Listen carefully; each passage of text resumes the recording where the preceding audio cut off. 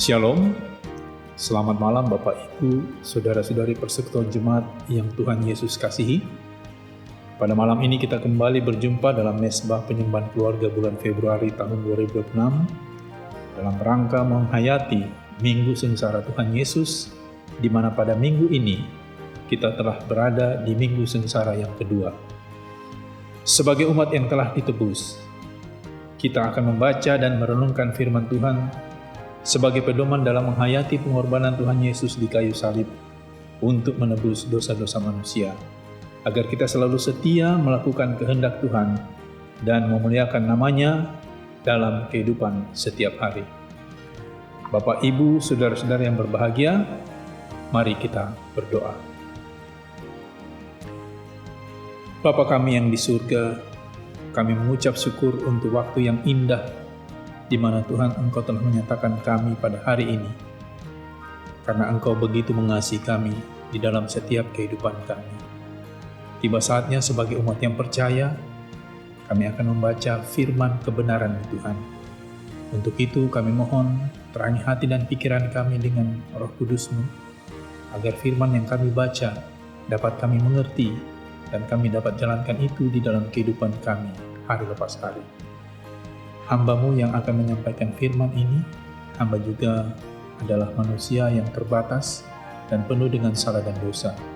Untuk itu tutup bungkus hamba-Mu di balik salib-Mu Tuhan, supaya bukan hamba yang berkata-kata, tetapi Engkau yang berkata-kata kepada umat-Mu di malam hari ini. Demi Kristus Yesus firman yang hidup, kami berdoa dan mengucap syukur kepada Allah Bapa yang bertakhta di dalam kerajaan surga. Haleluya, amin. Pembacaan firman Tuhan di malam hari ini terangkat dari Keluaran pasal 6 ayat yang ke-9. Dan saya akan membacakannya bagi kita. Kemudian Tuhan berfirman kepada Musa. Bapak, Ibu, Saudara-saudari yang diberkati dan dikasihi oleh Tuhan, pernahkah kita merasa berada di titik terendah dalam hidup, di mana segala sesuatu terasa salah, dan ketika seorang datang membawa kabar baik, kita bahkan tidak punya energi lagi untuk mendengarkannya? Kabar baik itu terasa asing, bahkan mungkin menimbulkan kepahitan karena rasanya terlalu mustahil. Seperti inilah kondisi yang dialami oleh bangsa Israel dalam Keluaran pasal 6 ayat 9. Pasal ini adalah bagian dari narasi besar tentang pembebasan Israel dari perbudakan di Mesir. Sebelumnya, pada pasal 5, Musa dan Harun telah menghadap Firaun atas perintah Tuhan. Alih-alih membebaskan, Firaun justru memperberat pekerjaan bangsa Israel. Mereka harus tetap membuat jumlah batu bata yang sama, namun kini harus mencari jerami sendiri. Akibatnya, para mandor Israel dipukul dan mereka berbalik memarahi Musa. Musa yang patah hati kemudian kembali kepada Tuhan. Dan di pasal 6 ini, Tuhan memberikan respon yang luar biasa. Tuhan mengucapkan janji-janji yang agung. Aku akan membebaskan kamu. Aku akan memulihkan kamu. Aku akan mengambil kamu menjadi umatku. Aku akan membawa kamu ke negeri yang telah kujanjikan. Keluaran 6 ayat 6 sampai dengan 8. Ini adalah firman yang penuh kuasa, sebuah jaminan ilahi. Namun ayat 9 menjadi antiklimaks yang tragis. Musa mengatakan demikian kepada orang Israel, tetapi mereka tidak mendengarkan Musa karena mereka putus asa dan karena perbudakan yang berat itu. Berangkat dari pembacaan firman Tuhan pada malam ini, saya mengajak kita sama-sama merenungkan 3 hal dari ayat ini. Hal yang pertama, akar keputusasaan bangsa Israel karena perbudakan yang berat. Alkitab dengan jujur mencatat, penyebab bangsa Israel tidak mendengar karena mereka putus asa dan karena perbudakan yang berat itu. Dalam bahasa aslinya Ibrani, kata yang diterjemahkan sebagai putus asa secara harafiah berarti karena pendek nafas atau roh yang pendek. Ini menggambarkan kondisi di mana semangat hidup mereka telah terkuras habis. Mereka seperti sebuah balon yang kempes, tidak berdaya.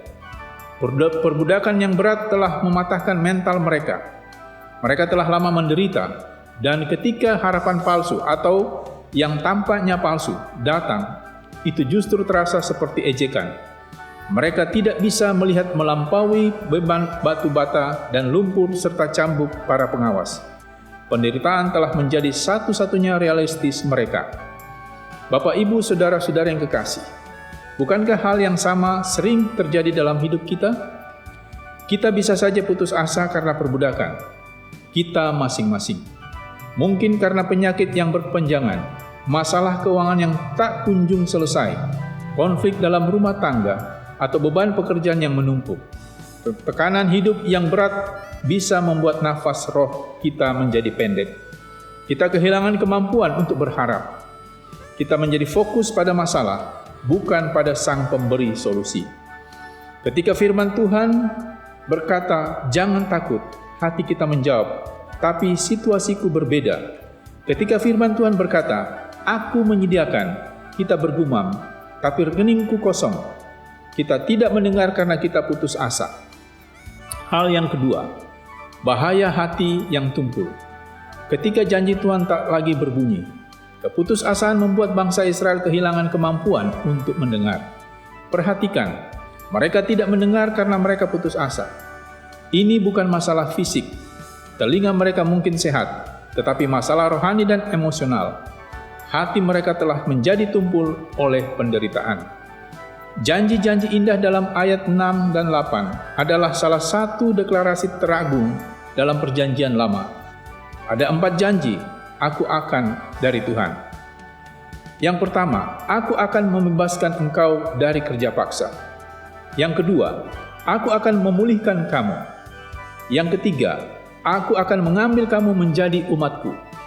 Dan yang keempat, "Aku akan membawa kamu ke negeri yang kujanjikan." Ini adalah janji di tengah perjanjian lama. Namun karena hati yang patah dan semangat yang pendek, janji ini jatuh seperti di tanah yang berbatu. Firman Tuhan tidak berakar karena tekanan hidup menghimpitnya. Ini adalah peringatan keras bagi kita. Liturgi hidup yang keras dapat membuat kita mengalami tuli rohani. Kita bisa datang ke gereja, mendengar khotbah, membaca Alkitab, tetapi hati kita berkata, ini hanya kata-kata. Lihatlah kenyataannya. Kita kehilangan rasa kagum akan janji Tuhan. Kita lebih mempercayai laporan keuangan yang buruk daripada laporan firman Tuhan. Bapak, Ibu, saudara-saudari, berhati-hatilah dengan kepahitan dan keputusasaan. Mereka adalah penyebab utama telinga rohani kita tersumbat. Hal yang ketiga, kabar baik bagi yang patah semangat, Tuhan tetap berkarya. Apakah kisah ini berakhir dengan keputusasaan? Tidak. Inilah keindahan kasih karunia Tuhan. Meskipun bangsa Israel tetap mendengar, Tuhan tidak berhenti berkarya. Dia tidak berkata, "Baiklah, karena kalian tidak percaya, aku urungkan niatku." Tidak. Sebaliknya Tuhan justru mengirim Musa kembali kepada Firaun, dan akhirnya sejarah pembebasan itu terjadi. Tuhan mengerjakan keselamatan bukan berdasarkan respon manusia, tetapi berdasarkan kasih setianya. Dia ingat perjanjiannya dengan Abraham, Ishak dan Yakub. Keluaran 6 ayat 5. Tuhan tidak bergantung pada kekuatan iman kita untuk bertindak. Faktanya, sering justru ketika kita lemah, kuasanya menjadi sempurna. Lihatlah ayat 9 sebagai diagnosis atas kondisi manusia. Tetapi lihatlah seluruh pasal 6 sebagai janji Tuhan yang tidak pernah gagal. Ketika kita tidak sanggup beriman, Dialah yang setia memegang janjinya. Ketika kita putus asa dan tidak bisa mendengar, firman-Nya tetap berdiri teguh. Ini adalah gambaran dari Injil Yesus Kristus. Di kayu salib, Yesus mengalami penderitaan yang jauh lebih berat dari perbudakan di Mesir. Ia mengalami roh yang pendek saat Dia berseru, "Eli, Eli, lama sabachthani?" "Allahku, Allahku, mengapa Engkau meninggalkan aku?" Dia masuk ke dalam keputusasaan kita yang paling dalam, agar kita yang putus asa dan terhimpit dosa dapat dibebaskan. Melalui kematian dan kebangkitannya, Dia membuka telinga rohani kita yang tuli dan memberikan hati yang baru yang mampu percaya. Bapak, Ibu, saudara-saudara yang berbahagia, jika saat ini kita sedang berada dalam kondisi seperti bangsa Israel, putus asa, pendek nafas, dan firman Tuhan terasa hambar atau mustahil, saya menyampaikan 3 hal ini sebagai pelajaran rohani bagi kita. Hal yang pertama adalah akui keputusasaan kita di hadapan Tuhan. Jangan berpura-pura kuat. Tuhan tahu kelemahan kita. Datanglah seperti bangsa Israel dengan segala beban kita. Berdoalah, Tuhan, aku putus asa. Aku tidak sanggup mendengar suara-Mu. Tuhan selalu mendengar permohonan orang-orang yang patah dan rendah hati. Hal yang kedua, berpeganglah pada janji fakta, bukan pada perasaan. Iman bukanlah perasaan, melainkan berpegang pada apa yang difirmankan Tuhan meskipun perasaan kita berkata sebaliknya. Bangsa Israel gagal karena mereka hanya melihat realistis perbudakan. Marilah kita belajar melihat realistis yang lebih tinggi, yaitu realistis janji Allah. Tulislah janji Tuhan, hafalkan dan ucapkan kembali, meskipun mulut terasa pahit. Biarlah firman Kristus diam dengan segala kekayaannya di antara kita, meskipun hati sedang goyang. Hal yang ketiga, lihatlah kepada Yesus, pembebas sejati. Pembebasan dari Mesir hanyalah bayangan dari pembebasan yang lebih besar yang dikerjakan Kristus. Di dalam Dia, kita bukan lagi budak dosa, melainkan anak-anak Allah. Janji, aku akan menjadi Allahmu, digenapi di dalam Kristus. Jika Allah di pihak kita, siapakah yang akan melawan kita? Bagaimana mungkin Ia yang tidak menyayangkan anaknya sendiri tidak akan memberikan segala sesuatu kepada kita? Kesimpulannya, dalam Keluaran 6 ayat 9, mengingatkan kita akan kerapuhan manusia.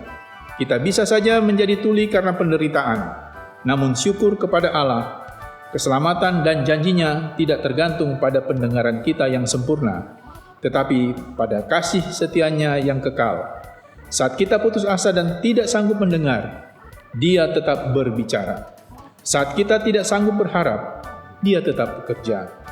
Kiranya Roh Kudus memulihkan semangat kita yang pendek dan membuka telinga hati kita untuk kembali mendengar suaranya yang lembut dan penuh kuasa. Kiranya Tuhan Yesus memberkati kita dengan firman-Nya di malam hari ini. Amin. Mari kita berdoa. Bapa kami yang di dalam surga, kami mengucap syukur untuk waktu yang indah yang telah Tuhan nyatakan kepada kami selaku umat-Mu yang percaya kepada Engkau. Kami telah mendengarkan firman-Mu Tuhan, yang mengajarkan kami bahwa kami harus selalu mendengar semua janji-janji-Mu yang telah Kau berikan kepada kami, supaya hidup kami dapat menjadi berkat bagi banyak orang. Terima kasih Bapa, biarlah firman yang telah kami dengar ini Tuhan, Engkau tanamkan dalam hati kami masing-masing, supaya kami dapat menjalankan semua firman-Mu itu dengan baik di dalam kehidupan kami, sehingga orang lain dapat diberkati, dan nama mulai senantiasa terus dipuji dan dipermuliakan. Terima kasih Bapa. Inilah doa kami. Kami mohon ampun atas salah dan dosa kami. Dengar dan sahutilah doa kami ya Bapa, yang kami alaskan hanya di dalam nama Tuhan kami Yesus Kristus. Kami persembahkan doa ini kepada Allah Bapa di dalam kerajaan surga. Haleluya. Amin. Shalom, selamat malam. Tuhan Yesus memberkati kita.